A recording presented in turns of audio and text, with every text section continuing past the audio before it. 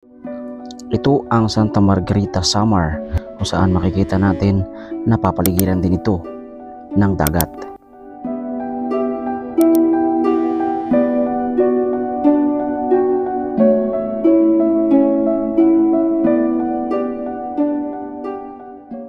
Nakita din natin dito sa kanilang lugar na malawak ang bilaran ng tuyo o kilala dito sa atin na bulad. Maaaring pangunahin din ito ang hanap buhay ng ating mga kababayan dito.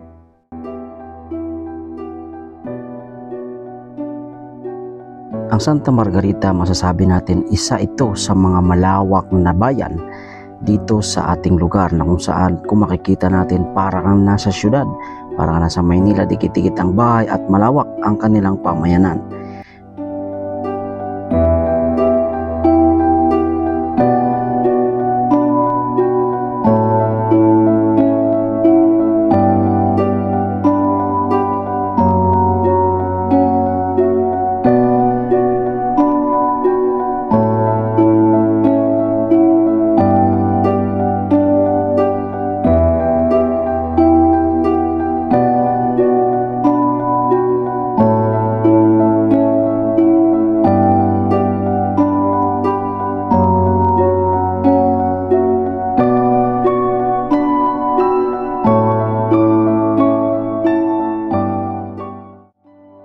Ito naman ang boundary ng Santa Margarita.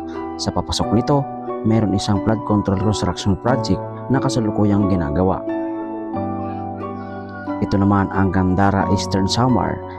Pagitan nito ay isang tulay patawid papuntang Santa Margarita. At ito ang tulay na kung saan mayroon ngang kasalukuyang project ang flood control dito sa kanilang lugar.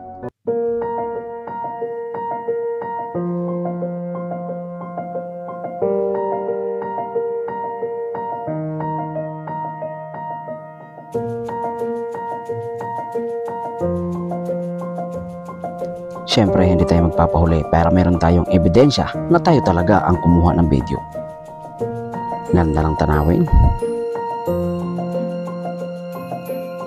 Nadaanan din natin pa uwi ang isa sa pinakamaganda sa lahat ng mga tanawin na nadaanan natin, ang malaking imaheng ito ng mahal na Panginoong Hesukristo. Sumisimbolo ito ng pag-asa, pananalig, pangarap ng lahat ng ating mga kababayan o kahit mga turista na dumadayo dito sa lugar ng Samar.